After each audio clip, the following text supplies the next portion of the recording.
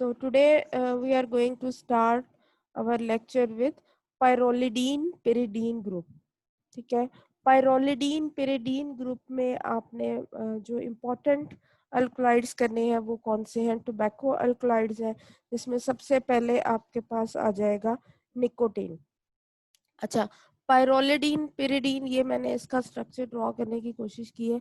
ये आपके पास जो है रिंग, ये किस चीज का है? ये आपके पास pyridine है और इसके साथ ये 5 मेंबर्ड रिंग है जिसमें यहाँ पर नाइट्रोजन अटैच्ड है और यहाँ पर कोई भी ग्रुप हो सकता है। ये आपके पास जो है ये पायरोलिडीन ग्रुप है। तो पायरोलिडीन pyridine ग्रुप आपके पास बेसिकली ये जो ड्रॉ किया गया, this is the pyrrolidine pyridine group.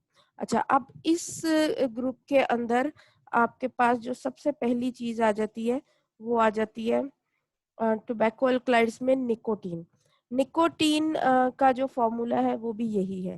This is also the formula of nicotine, जिसके अंदर आपको एक pyridine जो है रिंग मिल रहा है और वो इस तरह से जो है वो अटैच हो रहा है किसके साथ? पायरोलिडीन। ये अब आपको जो बताया हुआ है, यानी ये 3 डायमेंशनल स्ट्रक्चर है, ये out of the way, out of the plane जो है ये ग्रुप जा रहा है यहाँ पर। इस ये best known and most widely distributed of the tobacco alkaloids. और निकोटीन सबसे ज्यादा कहाँ पर पाया जाता है? टोबैको में, तंबाकू में। ठीक है, नेचुरली इन जो है ये नेगेटिव फॉर्म में पाया जाता है, यानी ऑप्टिकली एक्टिव होगा, लाइट को जो है वो लेफ्ट साइड पर रोटेट करेगा। When oxidized with dichromate. अब nicotine, this is the nicotine, जब आप इसको KMnO4 या किसी स्ट्रॉन्ग ऑक्सीडाइजिंग एजेंट के साथ ट्रीट करते हैं, इन द ऑफ कोर्स जब भी आप KMnO4 के साथ ट्रीट करेंगे तो आप इन द प्रेजेंस ऑफ, जैसे आप करते थे उसमें रिडॉक्स टाइट्रेशन में, half test tube of dilute sulphuric acid, तो KMnO4 हमेशा आप एसिडिक मीडियम में यूज करते हैं ताकि इसका रिवर्सिबल रिएक्शन ना हो, और इसकी ऑक्सीडेशन करेंगे तो आपको जो प्रोडक्ट मिलती है वो मिलती है निकोटिनिक एसिड। और ये जो मेथड है ये किसने फर्स्ट टाइम जो है उसको यूज किया? ह्यूबर ने 1867 में, रेफरेंस भी दिया हुआ है। उसके बाद it is instructive at this point two see how the orientation of 3 isomeric pyridine carboxylic acids have been elucidated। अब आपके पास जो pyridine carboxylic acid है उसके 3 डेरिवेटिव है, उनकी स्ट्रक्चर एलुसिडेशन जो है वो कैसे होगी वो आगे हम इसके स्टेप्स पढ़ेंगे। पहले आप इन 3 आइसोमर्स को जरा ध्यान से देखिए। ये जो फर्स्ट आइसोमर है इसमें आपके पास जो है वो क्या है? pyridine न्यूक्लियाई है और उसके साथ ये 1 है और 2 नंबर पर जो है वो क्या चीज लगी? Carboxylic group. यहाँ पर आपके पास जो है निकोटिनिक एसिड जो है, यहाँ पर आपके पास जो है एक कार्बन छोड़ के, यानी जो है वो 3 पोजीशन पर कार्बोक्सिलिक ग्रुप लगा हुआ है और यहाँ पर आपके पास 4 ग्रुप पर, तो इसको हम कहेंगे आइसोनिकोटिनिक एसिड। यानी अब आपके पास ये जो 3 आइसोमर्स हैं, इन तीनों आइसोमर्स में जो आपके पास डिफरेंस है वो क्या है? वो आपके पास पोजीशन ऑफ कार्बोक्सिलिक एसिड है।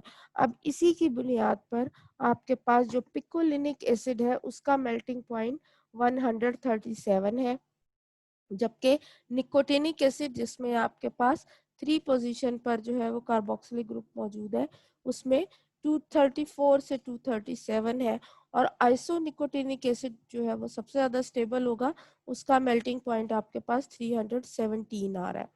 अब 1 बाय 1 के ये इन स्ट्रक्चर्स की एलुसिडेशन जो है वो अब हम देखेंगे। सबसे पहले आ जाता है पिकोलिनिक एसिड, जिसमें हमारे पास ये 2 पोजीशन पर जो है वो कार्बोक्सिलिक एसिड मौजूद है। ये 5th स्ट्रक्चर भी उसी को शो कर रहा है, 1 नेफ्थाइल अमाइन। अब आपके पास ये जो स्ट्रक्चर है ये क्या है?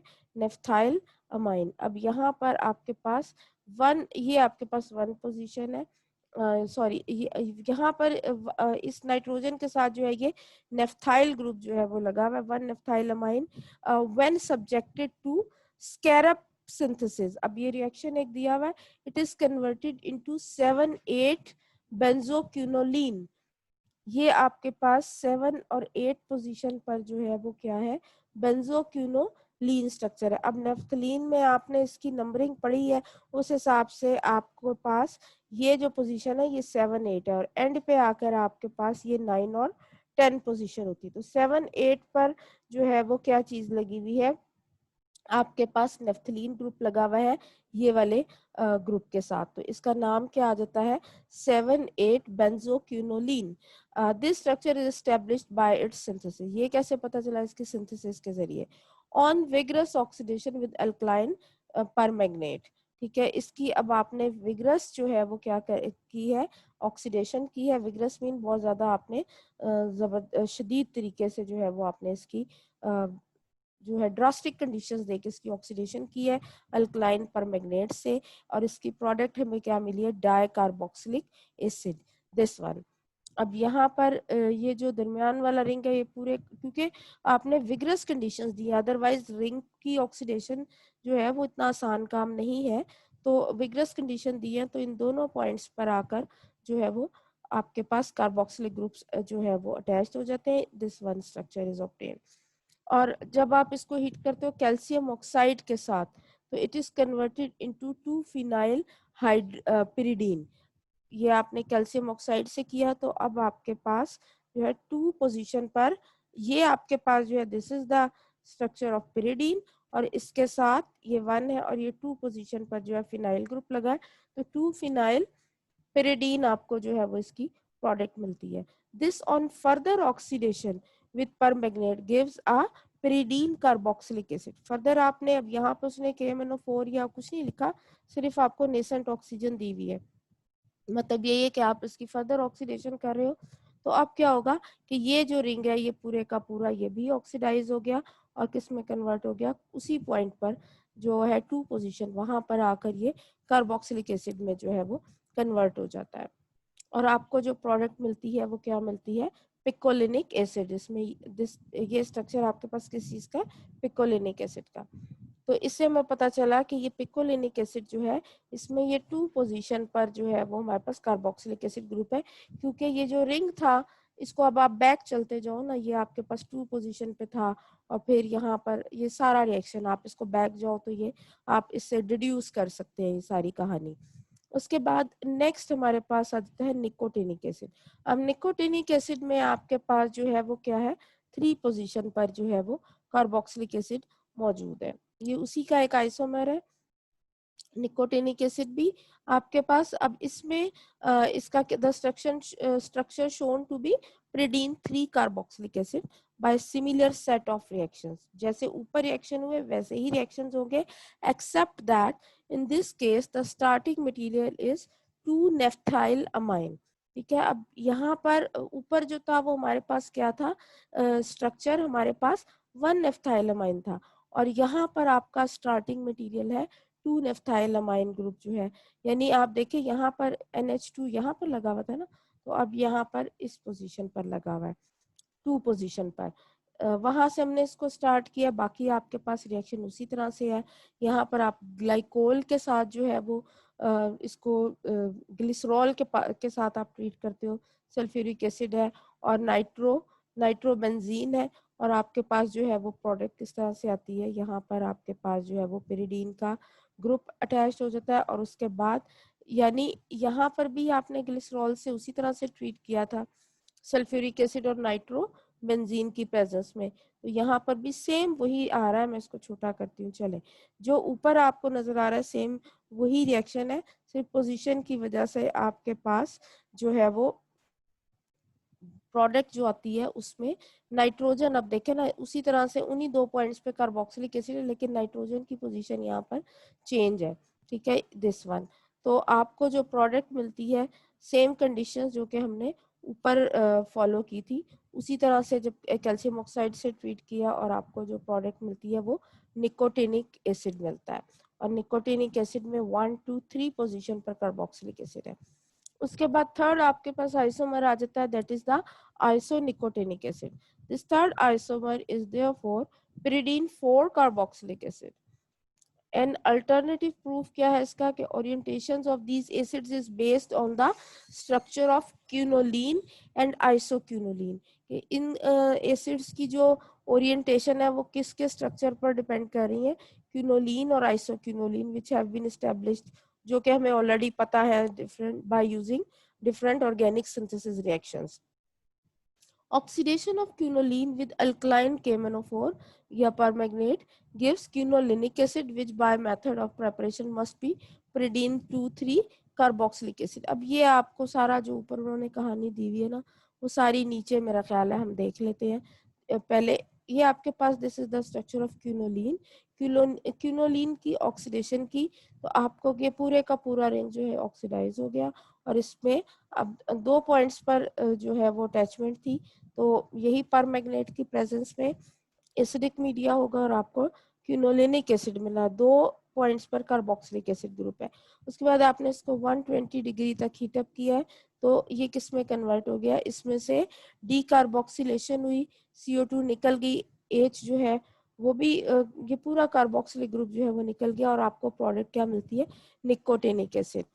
उसके बाद अगर आप क्यूनोलिन के बजाय आइसोक्यूनोलिन लेते हैं, अब क्यूनोलिन का स्ट्रक्चर और आइसोक्यूनोलिन का स्ट्रक्चर आप जो है इनमें क्या डिफरेंस है, ये नाइट्रोजन की पोजीशन का ही फर्क है और कोई डिफरेंस नहीं है।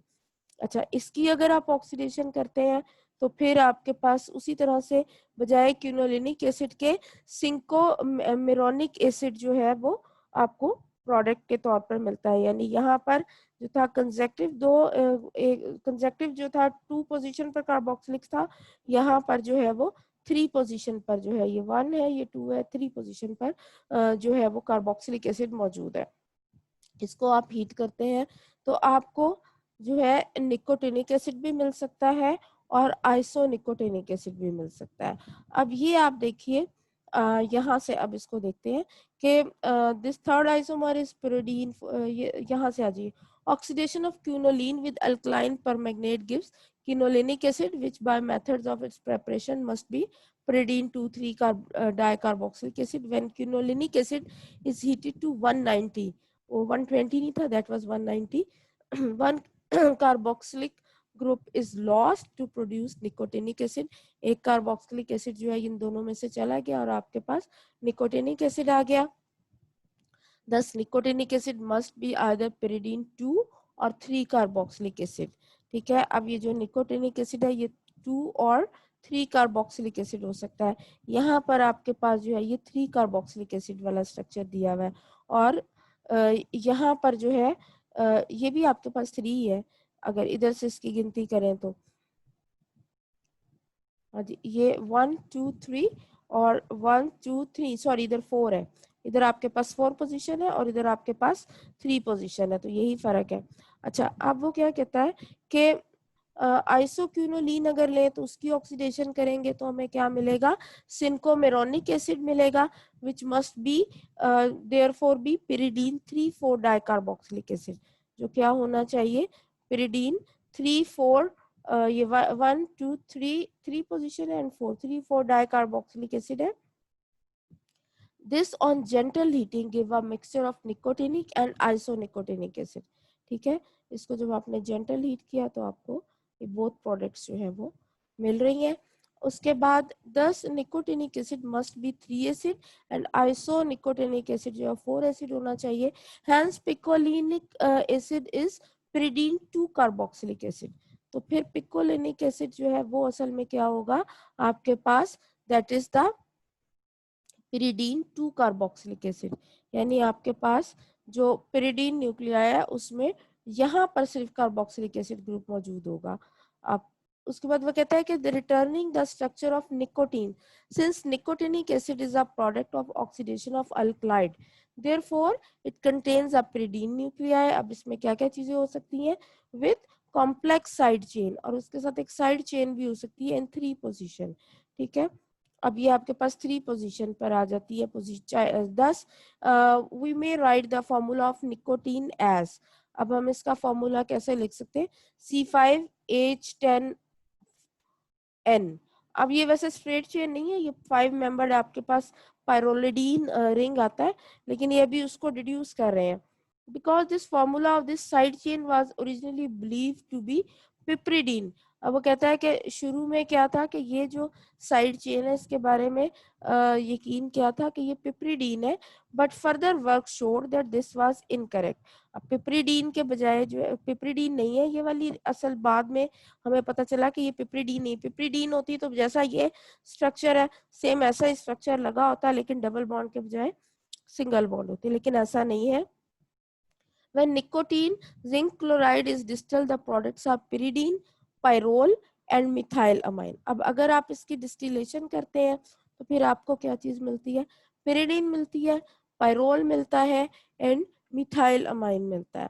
ठीक है, तो आपके पास pyridine मिलेगी, ये आपके पास क्या है, आपके पास pyrrole रिंग है। ठीक है, ये आपके पास इसका स्ट्रक्चर बना हुआ है। तो वो कहता है कि अगर आप इसकी डिस्टिलेशन करते हैं तो आपको जो प्रोडक्ट वो क्या मिलती है, एक तो पिरिडीन मिलेगा, यहाँ से ये हटा दें तो ये पिरिडीन हो गया सारा, पायरोल मिलेगा दिस वन, ठीक है, एंड मिथाइल अमीन, ठीक है, CH3NO2। This suggest that side chain is a pyrrole derivative. इससे हमें क्या पता चला कि ये असल में जो साइड चेन है ये क्या है, एक पायरोल डेरिवेटिव है। Furthermore, when nicotine is heated with concentrated hydroiodic acid, hydriodic acid at 150, जब आप इसको हीटअप करते हो तो क्या होगा, मिथाइल आयोडाइड बन जाता है। इसका मतलब है मिथाइल ग्रुप इधर ही कहीं लगा हुआ है। 10 the side chain contain an N methyl group, और वो मिथाइल ग्रुप इस स्ट्रक्चर में कहाँ पर होगा, ये वाला, और ये जो बॉन्ड इधर है इसका मतलब है साथ ये पेरिडीन के साथ जो है वो अटैच्ड है, ये वाला स्ट्रक्चर। ठीक है, अब आपने इसका क्या उसने बताया कि इसके साथ जो है क्योंकि नाइट्रो अमाइन आपको मिल रहा था ना, या सॉरी मिथाइल अमाइन आपको मिल रहा था, तो मिथाइल अमाइन का मतलब है कि सॉरी कि इसके साथ जो है नाइट्रोजन के साथ जो है वो methyl group that should be attached. ठीक है, उसके बाद वो कहता है कि furthermore when nicotine is heated, ये तो हो गया। उसके बाद it is therefore appears that the side chain could be N methyl pyrrolidine. अब ये जो साइड चेन है ये क्या होगी, N methyl pyrrolidine, this one, ये है ना साइड चेन। तो इस साइड चेन का उसने क्या कहा है कि ये वाली होगी, एन मिथाइल पायरोलिडीन ग्रुप होगा, but this point of attachment to the pyridine nucleus could be either 2 or 3। अब ये जो जुड़ा हुआ है pyridine के साथ ये 2 नंबर पोजीशन पे भी हो सकता है या 3 पे भी, on the evidence obtained so far। ठीक है, यानी ये आपके पास जो है ये 2 पोजीशन वाला दिया हुआ है, और अगर ये यहाँ से अटैच्ड है आपका pyridine के साथ, तो ये आपके पास 3 पोजीशन वाला स्ट्रक्चर है। The correct structure of nicotine was obtained. अब कब जाके 1892 और 93 में जाके पिनार ने जो है वो इसका एग्जैक्ट स्ट्रक्चर जो है वो बताया कि treatment of nicotine with bromine in acetic acid gives among other products the hydrobromic per bromide। आपको जो प्रोडक्ट मिलती है हाइड्रोब्रोमिक पर ब्रोमाइड प्रोडक्ट मिलती है when treated with aqueous sulphuric acid, it is converted to dibromo cotinine. आगे आपके पास ये सारी चीजें इक्वेशन की फॉर्म में दी हुई है, जिसको आप हीट करते हो with mixture of sulphurous and sulphuric acid, तो आपको जो है 3 एसिटाइल pyridine जो है वो प्रोडक्ट मिलती है, दिस वन प्रोडक्ट, ये आपको मिलता है 3 पोजीशन पर, 1 2 3 पोजीशन पर जो है वो आपको मिलता है पेरिडीन ग्रुप के साथ जो है 3 पोजीशन पर एसिटाइल। अब यहाँ पर उन्होंने पूरा एसिटाइल ग्रुप जो है वो शो नहीं किया हुआ, बल्कि उसकी जगह जो है वो उन्होंने जस्ट कार्बन स्केलेटन दे दिया हुआ है। ठीक है, उसके बाद आपके पास दूसरी चीज अबोक्सेलिक एसिड भी उन्होंने सिर्फ स्केलेटन ही दे दिया है, तो उसके बाद आपको मिलता है मिथाइल अमाइन, तो ये भी अगेन उन्होंने आपको स्केलेटन दे दिया है। ठीक है, इसके बाद हमारे पास आ जाता है, अच्छा अब हमने यहाँ पर हम थे कि ऑक्जेलिक एसिड के लिए यहाँ पर हमें खाली स्केलेटन दिया हुआ है, और उसके बाद जो हमें प्रोडक्ट दी हुई है दैट इज द मिथाइलमाइन। अब वो कहता है कि अगर ब्रोमीन मौजूद है in the presence of hydrobromic acid, तो ये निकोटीन को कन्वर्ट कर देगी डायब्रोमो निकोटिनी निको डाइब्रोमो टिकोनीन में कन्वर्ट कर देगी, which on heating with barium hydroxide से आपको क्या मिलेगा, nicotinic acid, malonic acid and methylamine. ये आपको ना नेक्स्ट उस पे इसकी आफ्टर ब्रोमिनेशन एसिड ट्रीटमेंट के बाद आपको जो प्रोडक्ट मिल रही है वो मिल रही है निकोटिनिक एसिड। अगेन यहाँ सिर्फ कार्बन दिया हुआ है, इट मीन्स कि आप इसके साथ पूरा वो चेन लगाओगे। मेलोनिक एसिड आपको पता है इधर भी सी के कार्बन के साथ डबल ओ एच लगेगा, इधर भी सी ओ एच और ये सी एच टू होगा, और this is the structure of methylamine. उसके बाद these two sets of reaction taken in conjunction with one another, एक दूसरे के साथ चल रहे हैं, and are satisfied by the following skeleton of nicotine. और ये किस तरह से जस्टिफाई होंगे कि अगर हमारे पास निकोटीन का ये स्केलेटन हो। अभी वो फर्दर उसकी डिटेल की बात नहीं कर रहा, जस्ट उसके स्केलेटन नेटवर्क की बात कर रहा है। The problem now is where is the position of N methyl group. अब ये जो एन मिथाइल ग्रुप है ये असल में कहाँ लगा होगा। Nicotine behaves as di-tertiary base and forms two isomeric methyl iodide addition product। ये आपके पास क्या है, di-tertiary base है, और ये आपको क्या देती है, isomeric methyl iodide addition product. Thus the nitrogen atom in the side chain must be the type of CnCH3CH, यानी आपके पास ये जो चेन में नाइट्रोजन है ये डायरेक्टली अटैच नहीं होगा, बल्कि ये इस तरह से दरमियान में होगा, और यहाँ पर आकर इसके साथ मिथाइल ग्रुप एन टर्मिनल पे मिथाइल ग्रुप होगा। यही हमने ऊपर देखा था जो हम आखिर इसके फाइनल स्ट्रक्चर तक पहुंच गए। Furthermore, it is extremely difficult to reduce the nicotine beyond hexahydronicotinic acid। इसको रिड्यूस करना जो है वो बियॉन्ड हेक्साहाइड्रोनिकोटिनिक एसिड जो है वो खासा मुश्किल है। The pyridine part is reduce to piperidine. Pyridine में जाहिर एडिशन ऑफ हाइड्रोजन होगी इधर, तो ये पिप्रिडिन में कन्वर्ट हो जाएगा। Hence the side chain must be saturated. अब एडिशन ऑफ हाइड्रोजन हो रही है, फिर इसका मतलब है कि चेन में भी होगी, उसके साथ ही अटैच्ड है, तो चेन अगर सैचुरेटेड है तो फिर उसमें कोई फर्क नहीं पड़ रहा। तो इसलिए इसने यही कहा है कि अगर एडिशन इधर हो रही है तो फिर साइड चेन जो है वो सैचुरेटेड ही होगी, and this can only be so if the side chain is cyclic. अब जो उसका कंडेंस फॉर्मूला है उससे हमारे पास कार्बन पूरे नहीं होते, इसका मतलब ये है कि ये रिंग स्ट्रक्चर होगा, क्योंकि कार्बन कम है, कम कार्बन का मतलब ये कि अनसैचुरेशन है, लेकिन अनसैचुरेशन भी नहीं है भी सैचुरेटेड। तो फिर इससे क्या नतीजा निकाला गया कि लाजमी यहाँ पर आपके पास जो है वो रिंग जो है वो साइक्लिक फॉर्म जो है मौजूद होगी। एन मिथाइल पायरोलिडीन, अब वो साइक्लिक स्ट्रक्चर किस तरह से होगा, ये पायरोलिडीन है और इसके साथ जो है वो ना एन टर्मिनल के ऊपर मिथाइल ग्रुप लिखा हुआ है, लगा हुआ है। The presence of this pyrrolidine nucleus also account for the formation of pyrrole when nicotine zinc chloride is distilled, जैसे अभी हमने ऊपर देखा। All the foregoing facts are satisfied by the following structure। अब ये जो स्ट्रक्चर है ना, ये तमाम एतराजात का सही जवाब देता है कि जो ऊपर जितने इस पे जो हम ऑब्जेक्शंस कर सकते हैं, वो ये वाला स्ट्रक्चर जो है ये सेटिस्फाई करता है कि ये तमाम जो भी मसले हैं वो हल हो जाते हैं अगर हम इस स्ट्रक्चर को असल स्ट्रक्चर मान लें। ठीक है, ऑन दिस बेसिस पिनार वर्क में B formulated. On this basis जो है पिनार का जो वर्क है वो फॉर्मुलेट किया गया। अब आपके पास ये स्ट्रक्चर आ जाता है, ये अभी जो हमने ऊपर पढ़ा था कि यहाँ पर जो है वो आपके पास 3 पोजीशन पर ये जो निकोटीन का स्ट्रक्चर है, जिसमें 3 पोजीशन पर आपके पास पायरोलिडीन ग्रुप लगा हुआ है। इसकी आप क्या करते हो, फर्दर ब्रोमिनेशन करते हैं, और ये आपके पास जो ग्रुप है सल्फ्यूरस एसिड, ये ऊपर हमने सारी डिटेल इसकी पढ़ ली, उसकी इक्वेशंस है। तो आपको ये डायब्रोमो ब्रोमो कोटिनीन जो है वो प्रोडक्ट मिलती है, यहाँ पर ब्रोमिनेशन हो रही है और किधर हो रही है, यहाँ पर, यानी आपके पास दिस वन यहाँ पर हो रही है और ये वाली पोजीशन पर ब्रोमिनेशन हो रही है।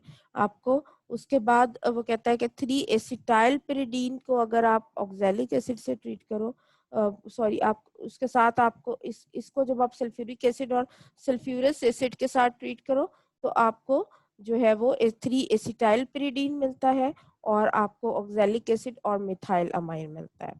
ठीक है, उसके बाद हम अपनी नई नेक्स्ट उसमें स्टार्ट करते हैं।